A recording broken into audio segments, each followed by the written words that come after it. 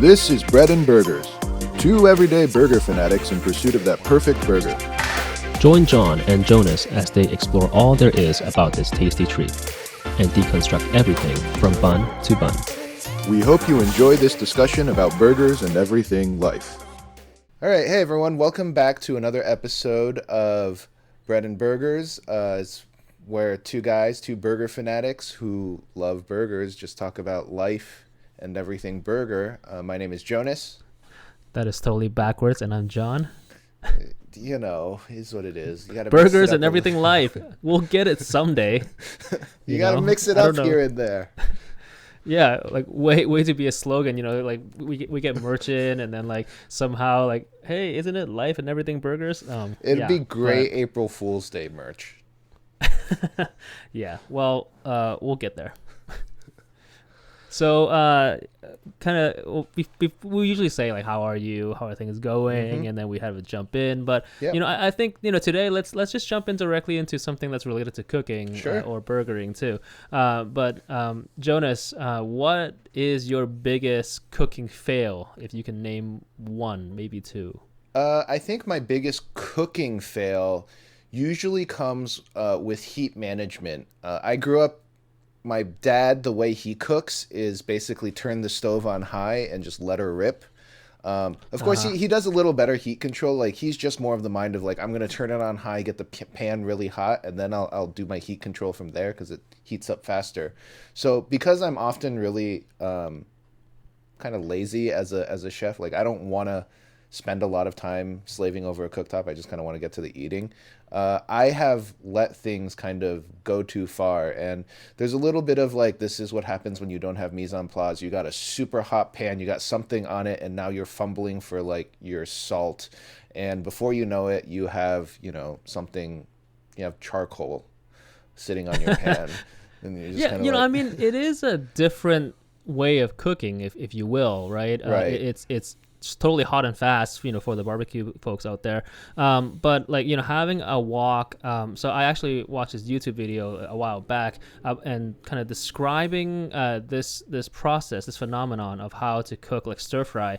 And it was talk about like wok chi or wok hei in Cantonese. And it's actually how, your pan is burning hot. You have oil inside. And as you toss the pan, a little bit of the oil droplets, kind of get into the flame, and then you get, not only do you get like a hot wok or a pan, but also that Maillard reaction kind of coming into the food, that becomes how you cook and how you have that flavor in it. So a very different kind of cooking style. Not saying it's wrong, it's just different. For cooking, say a burger or any other kind of like fine heat controlled kind of foods. It's sort of that little I think it's a demonstration. There's that very quick balance. We said that in cooking burgers, things seem to go really fast and really slow at the same time, where some things they feel like they're taking forever, right? Like it's very easy to burn the outside of your burger, but cooking the inside of a burger properly sometimes takes a little more time than it feels when you're there doing it. And especially if you're doing it on something as kind of almost volatile as, say, a hard iron pan or a grill. Yeah, and it's the nightmare of every cook, right? You have a piece of protein or anything, but mostly protein that it looks great done charred, and then the inside is like not just pink but like bleeding or at least like in terms of fish it's Right. like translucent or something like that. Like that's the worst nightmare of a cook. I think and this happens a lot for me, especially when I don't do a good job defrosting. I'm always kind of scared of using the microwave to defrost, because then you start to cook the outside of the meat before the inside actually gets fully thawed. But then if you just throw that onto the pan, like you get this really nice charred outside, but because the inside is frozen, it's not cooking, it's defrosting the whole time. Yeah, I mean, there's a whole method of doing that too. But I think it's it's common, right? We're not going to have fresh meat or fresh, protein usually with it, in our fridge, and most of us it's going to be in the freezer. We have to defrost it. The one that I found recently is a lot of people say when you cook your steaks, put it outside, room temperature, at least for like let it kind of thaw out in that in on your counter space. And to me that freaks me out a little bit. I've tried it a few times, but it freaks me out a little bit just because, like, wait, it's food safety, you don't want to leave your meat exposed, that Right. kind of thing. I'm like, what?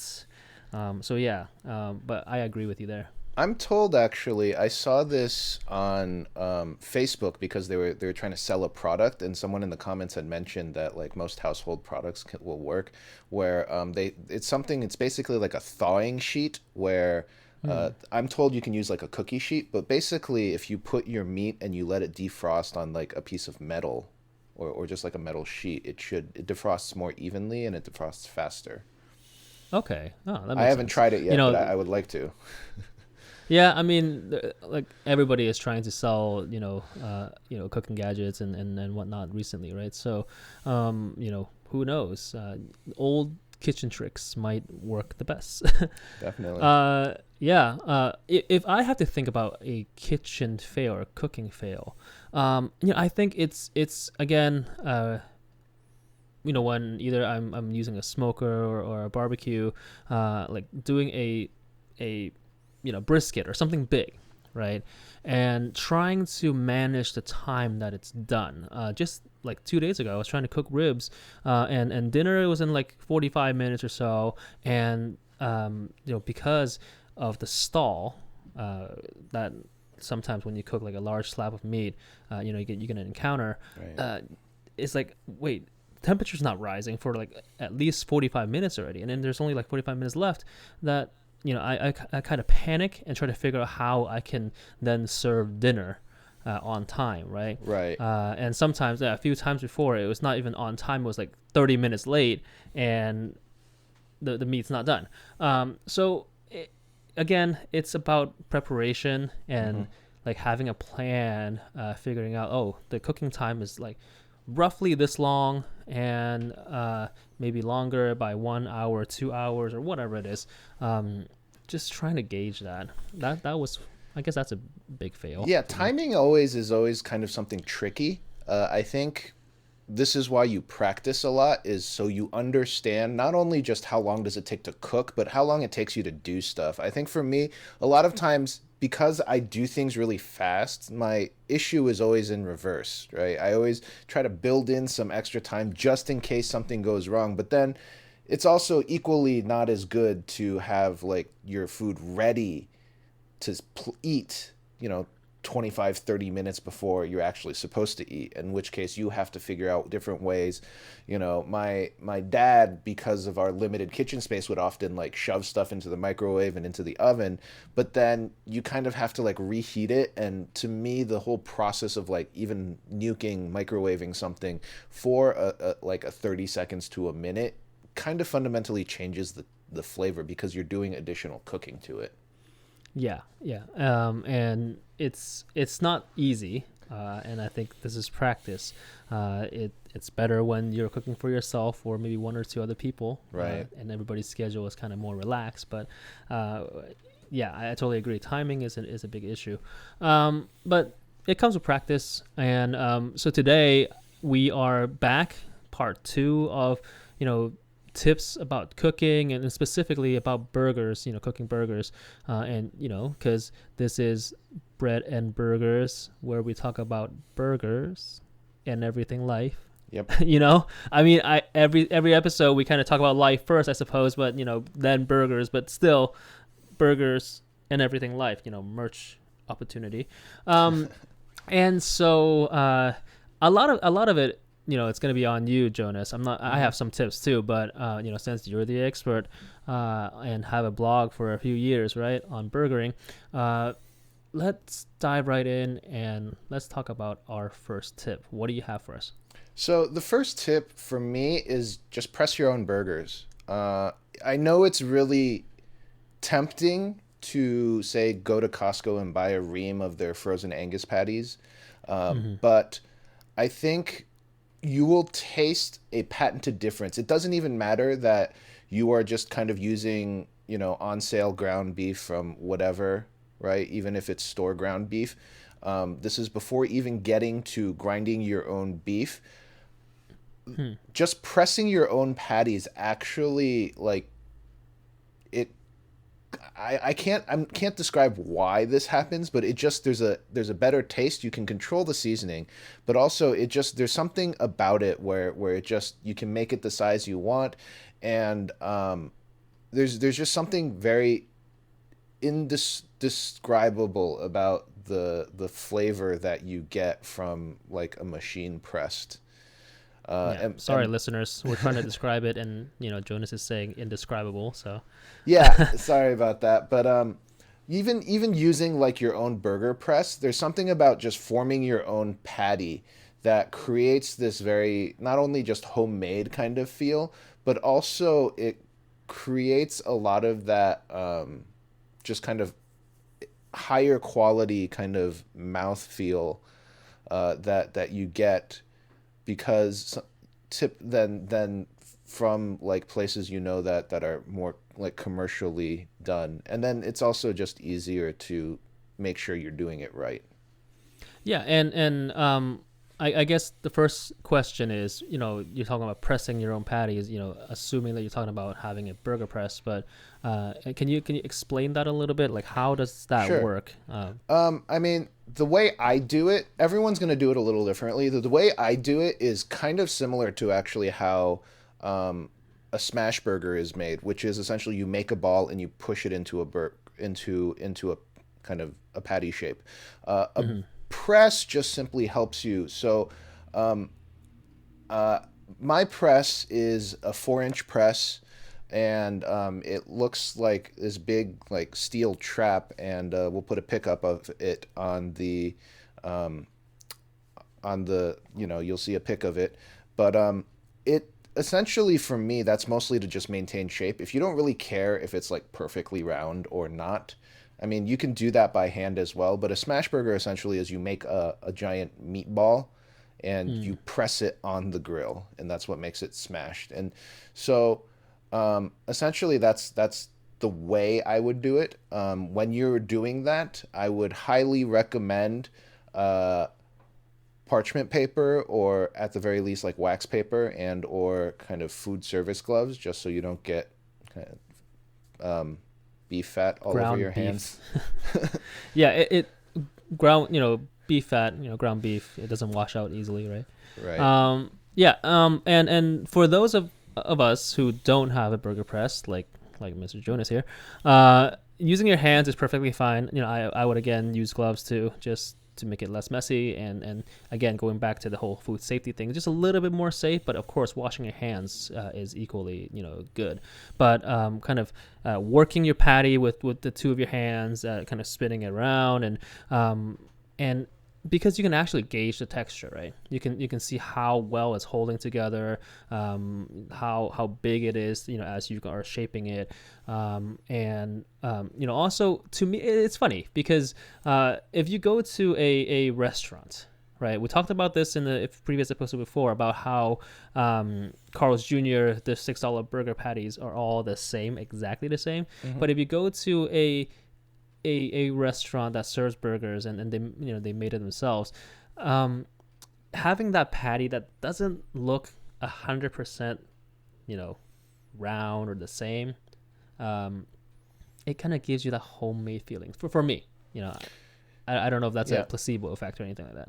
I mean, it like the ragged edges is definitely like very helpful. And again, don't worry too much about getting the perfect circle. If you really want one, what I would recommend is when you press, you use something kind of like a flat object instead of your hand, because it'll press more evenly and it'll spread more evenly if you have that ball shape. So Yeah. I've used everything from like the bottom of a bowl to I have these, like those empty, like half pint or pint size kind of ice cream or gelato kind of plastic tubs, that, and you can Hmm. just use like one of those lids, and those work really well. And yeah, you just want to press it out and just get it as even as you want. And the main thing when you're pressing is you just want to make sure that the general thickness of the burger is pretty consistent so that the whole thing cooks evenly.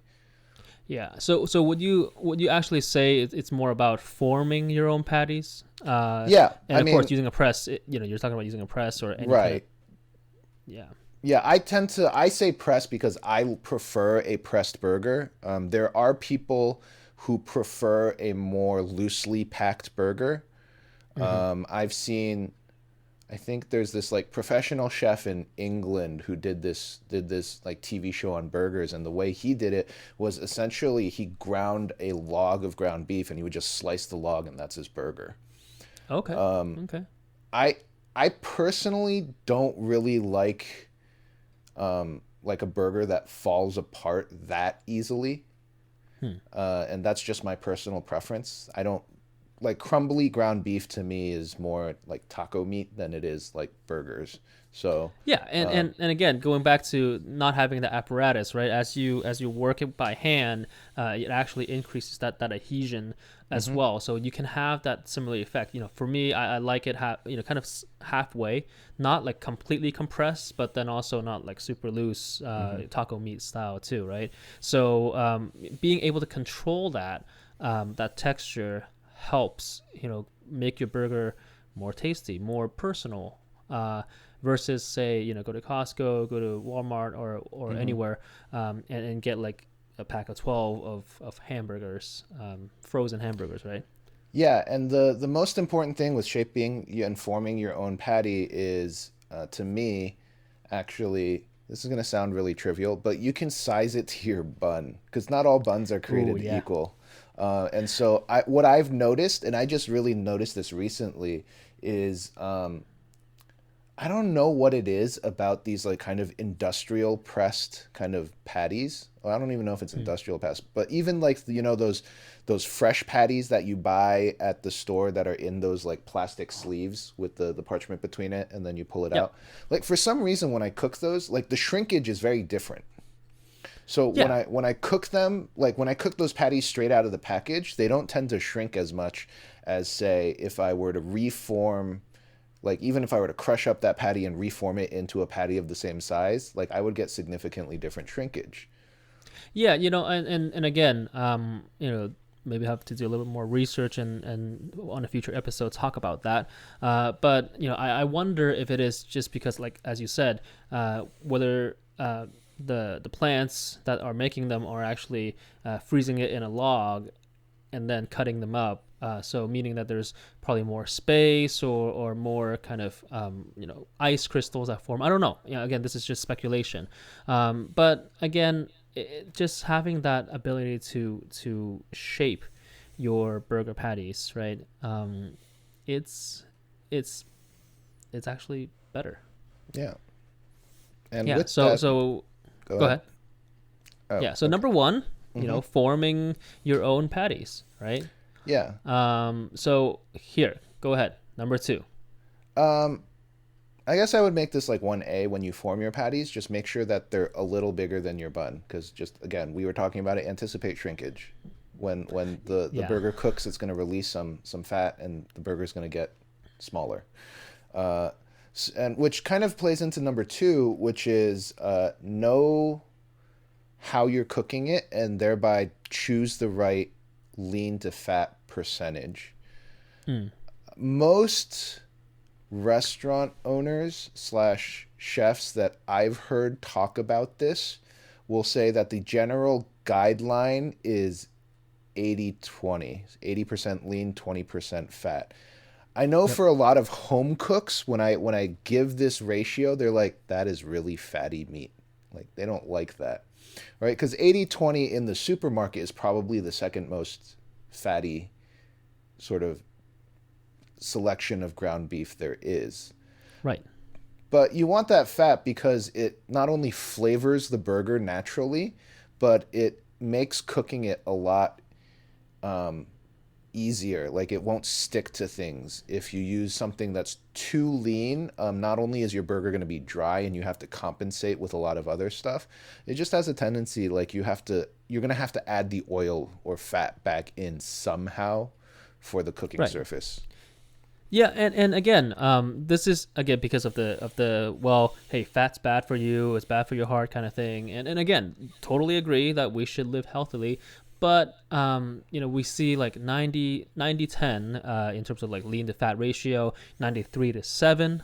A lot of that, and there's a purpose for those leaner meats, but in terms of cooking a burger or something that's like a burger, you actually do want that 80-20 or close to that ratio, and again, because fat does trap flavor. Fat is flavor, right? Hmm. And so you have your browned kind of fat, you have your rendered fat that actually tastes good, and you're not gonna have a burger every day or every other day. If you do, try changing up your diet, but uh, again, it's not gonna kill you. Um, so having that ratio really helps that burger taste and then that experience. Yeah, so 80/20 is a good guideline. What I would say is you can play around depending on your how you plan on cooking it. So, for example, if I am doing it, if I'm cooking my burger on something that will allow a lot more fat to escape, so if I were maybe doing it on a contact grill like a George Foreman or even on the barbecue, then Mm-hmm. I might be more comfortable even going, this is hard to define, but it would taste more flavorful, like to a 75/25. I probably would not go as far as a 70/30 because then your shrinkage is ridiculous. Yeah. But within plus or minus 5% is basically my guideline. So another example, like if I want leaner, like where I might use like an 85/15 is if I know that I am cooking in a pan that cannot release any of the grease. And Right. so I don't want to be essentially like poaching my burger in fat. Which So can be tasty. could be. Yeah. Yeah. And so yeah. Again, kind of going back to knowing how you're gonna cook it, in a pan or in a grill, in a George Foreman grill. We need to get sponsors from him. It's gonna change. It's gonna change the makeup of your burger, right? Yeah. And yes, and again, right, like 93/7, there's a place for it 90/10. Those are usually in you're mixing in other things that already have the fat. And to me, the reason you want to go with just the more natural is just fat is just that the flavors will blend a little better. Mm-hmm. Can you compensate by adding like a vegetable or cooking oil and or like butter? You can, but it's just not quite the same. And it's extra work, right? Having to think about, oh wait, I bought leaner meat because I want it to be healthier, and I have to add in like butter or fat or something like that. Right. Remember, actually not remember, we didn't talk about this, but a lot of different seasonings and condiments actually it can be both water soluble and fat soluble. So like for example, pepper, right? If you want that extra peppery taste, having it kind of cook a little bit or get heated up in oil in fat actually releases the flavor more Hmm. than say not. So you really want to have a right amount of burger fat that comes off your pan as you are cooking in order Hmm. to release some of those aromas. So general rule 80-20, of course play around with it. It's all about experimentation, Hmm. but 80-20 is a good start. Right. Yeah. I see. So I kind of have a little bit of that. I mean, we talked about it where we talked about kind of forming your own patties Sure. and also, choosing the lean to fat ratio. Hmm. And I think in general, it's just really about having a plan, especially when you're cooking burgers, right? Because, Right. cooking a burger is not just cooking, a piece of steak where it's one piece of giant protein, and then Mm-hmm. cook it to a certain doneness, and you're done with it. You have a lot of extra parts, the fixings, the Right. condiments, the bun, right? So I think one tip number three is for burger specific is have a plan. Hey, we Right. talked about this last time, but in terms of a burger specific one, I would say like this: have a plan when cooking burgers.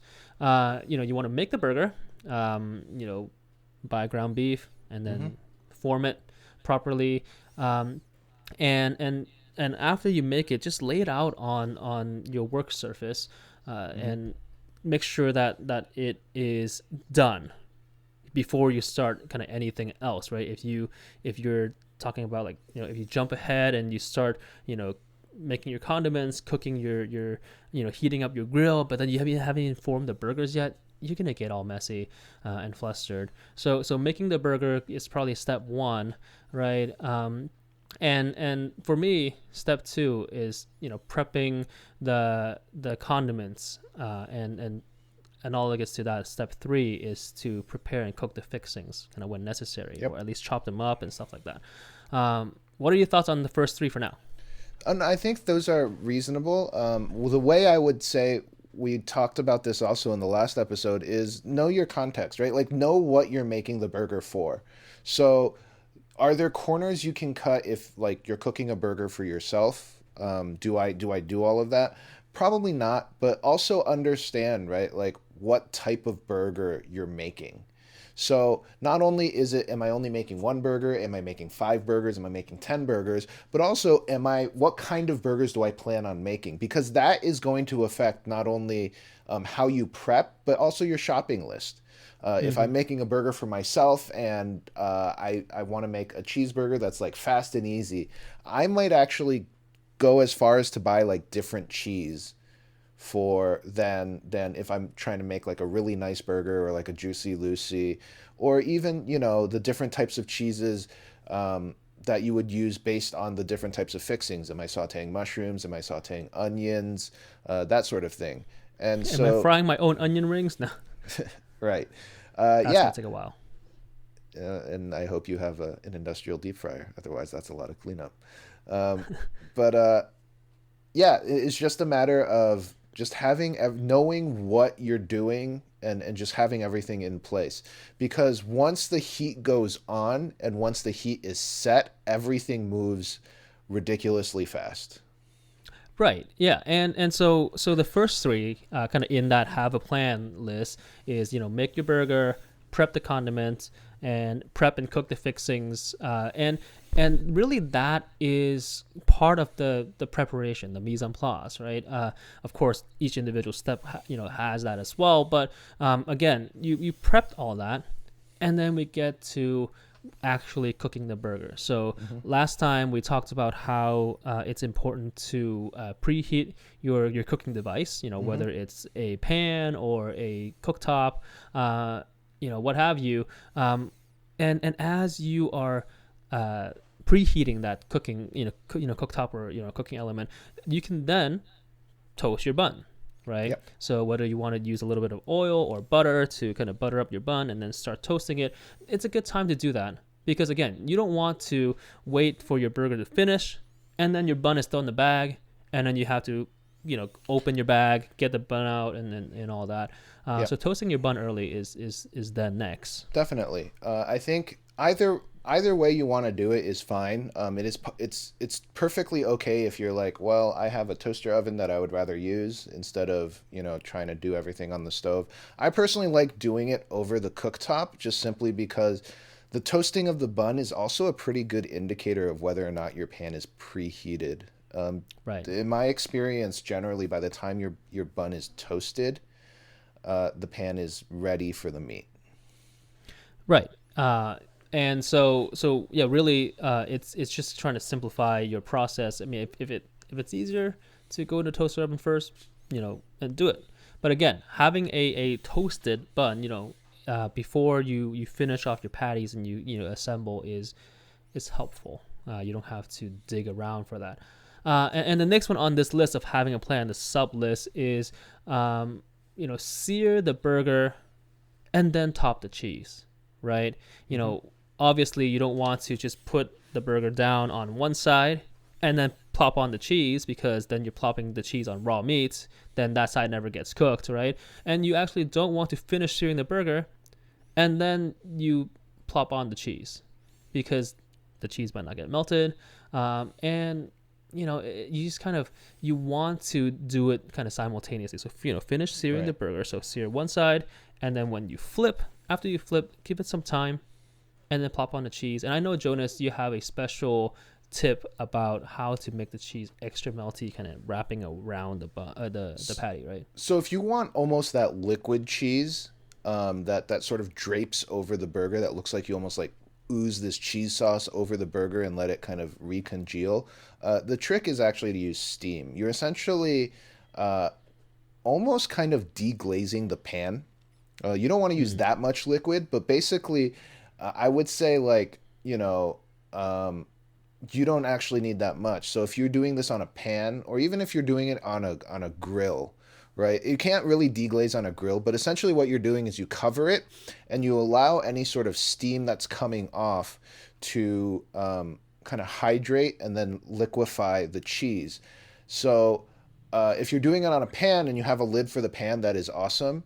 I know that a lot of chefs at kind of industrial kit size kitchens with like a full on grill will use like little metal bowls, like mixing little small those small ingredient bowls. Right. And what it does is you just add a little bit of water. Like I have this little like Robitussin medicine shot glass thing, right? Wash it before you do it. Don't Right. put Don't Robitussin on your grill. but you just use that amount of either water, or if you're trying to like add a little bit of different flavor, you can use different things like a vinegar or like lemon juice or cooking wine, that sort of thing. Yeah, Uh, like 5 to 10 mils or so is probably a good amount. right, and then you just cover it and you let the water cook off, and by the time the steam clears, you will have melted cheese. Right. Um, right, and to Jonathan's point about just putting it on after you've seared, right? But before you take it off the heat, there's a couple of right. Just it's part of this is also just knowing your cheese. Like know what kind of cheese requires the steam. For example, those thicker, kind of fancier cut, kind of hard cheddar, Mm-hmm. probably going to need steam. Uh, if you shredded cheese, it's probably still going to need steam, but maybe less than a full block. Right. Versus if I were doing something like really, really fast, um, like thin slice, if you get the extra thin slice, you may not even need to cap it and steam it. Or If processed cheese, maybe. Yeah, if you that's where I was going next. Like if you want something like just to come out really fast and you still kind of want the melty cheese, the water content in like something like Kraft American singles or any Kraft single, that sort of plastic wrapped cheese, um, is so high that the residual heat from the burger will melt it for you. But on that note, right, depending on what you're making, like say you're making a stuffed cheeseburger or a Juicy Lucy, you don't want to use that kind of watery cheese because the cheese will turn into water and run out of the burger. Right. Again, and this is getting very specific to a certain type of burger or what cheese you use. But nonetheless, it's just practice. These general tips, right? So moving right along, we are on tip number 4. So I guess this is a toss-up, Jonas. I'm probably going to ask you. So there's a lot of people, online and in cookbooks that say, you season your burgers right before you grill, right? Hmm. You put your salt, your pepper, and also your whatever other seasoning that you might have right before you start grilling, especially salt. Um, what are your thoughts on that? You know, before this year, I probably would have done it differently, where I would actually season my burger meat kind of like the way I would season like a meatball, Mm-hmm. where everything just goes into the meat. And this is kind of how I grew up. My dad, who doesn't really make burgers, like if he had to make burgers, would actually like chop onions and throw it in there and that sort of stuff, because that's the way Chinese people do ground meat. Um, Mm. unless it's like an easy ground pork dish. But generally speaking, my take is let the beef kind of shine through. And so the only thing you really need is salt. But yeah, you really only need to season it right before it hits the hot pan. The reason is because if you want that nice crust on the outside of your burger. Otherwise, I personally haven't noticed it making a humongous difference one way or another. Do you want to add some garlic powder, flavor your burger? I guess you can. To me, I like to let the beef shine through. I'm not as interested in like a sausage beef patty. Yeah, I mean, and truthfully, we talked about condiments too, and condiments add a lot of flavor to your burger already. And if you want a kind of garlic aioli or whatever kind of condiment that adds tanginess or spiciness, then it's gonna be in your condiments, right? Now, when you have that, and then you also season your burger, and by that I mean like spices and all that stuff too. Unless you're going for a very specific type of burger that you want to Mm-hmm. create, if not in general, I would just say that salt and pepper goes a long way. Uh, get good meat, you're forming it yourself, then just salt and pepper. The other thing, for seasoning right before you add it to the grill, is because when you put in salt, into the burger, right, or into any kind of beef or pork, it actually draws moisture out. Mm-hmm. Doing it long enough, for pork, for example, you're gonna get ham, right? Or Right. cured beef. Now we're not talking about like days here, but nonetheless, the process of adding salt to the meat is going to cause moisture loss, within the beef itself. So it's going to be a little more dry, Right. and sometimes it's like that, right? When you're forming the patty, for example, you form like maybe 8 patties, from a pack of ground beef, and you can only eat 4, but now suddenly you have a salted ground pork, or sorry, ground beef, um, that you're gonna fridge or freeze again. So you just kind of don't want to do that. For um, you just to make sure that you don't want to draw any moisture for any future burgers that you're making, Mm-hmm. or even your burger that you're tasting now. Right. And this is very different than cooking any other kind of like larger beef cut, right? You don't need to worry about tenderizing the meat through drawing out some of the moisture. You don't need to worry about, getting flavor into it so much because you're adding it in a lot of other places. So, in this instance, right, you don't need to tenderize ground beef. If you do, change the type of ground beef you're using. Uh, Yeah, I mean, tenderizing ground beef is kind of just making it more mushy. right. So yeah, I mean, in that regards, right, you do not treat a beef patty the same way you would treat a steak. So you don't need the 40-minute salting window. Right, and again, but at the same time, because we talked about how you form your patty first, you do Mm-hmm. all your mise en place, you might have, a 20-30 minute window where, the meat is formed, and you don't want to salt it then. Again, any Mm-hmm. kind of salt that you put on there at that time, yes, it's going to seep in and cause more flavor to develop, but at the same time it can draw the moisture and make it just a tad tougher.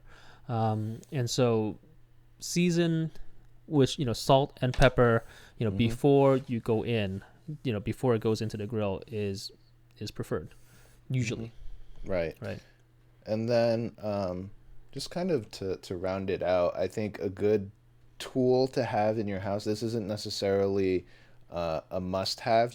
I've definitely done burgers without these before, but um, it's super helpful if you have these. Is squares of parchment paper Hmm. to house your patties because then you can lay out your patties and it's really easy to get them onto the cooking surface without, you know, getting your hands all dirty and then having to wash it while your burger's already starting to cook, that sort of thing, as well as Like it gives you a surface, like I can season the first side on it, flip it onto the pan, and then as I peel the parchment paper off, I can season the second side, and it makes for just kind of a cleaner transference of your food. Right, and also obviously, with that parchment paper too, you can then stack your patties, which Mm-hmm. then you can freeze it if you just didn't get to it, or you made too much. Again, it helps make sure that your burgers don't stick to one another, right? Mm-hmm. And so this is number five. Number five, and you've probably seen it from time to time, on either on like TV or on internet, where when people are forming their patties, right? Mm-hmm. You, you press your thumb, press your thumb kind of into the patty on one side, not both Mm-hmm. sides, onto the burger patty, and that is to allow for when you kind of put it onto the grill, that the steam, has a way to kind of escape, because it does expand a little bit, and it's not gonna make your patty all weird and deformed. Have you ever done that, Jonas? I don't do it as often, but I tend to press my burgers personally probably a little thinner than most people, so I don't have as big of a steam escape issue. This is especially true if you're planning on making like a thicker burger, like half inch plus kind of thickness on your patties. Mm-hmm. So if you don't I typically make kind of a thinner burger that cooks a little faster, so I don't get as much of the bulging in the patty when it hits.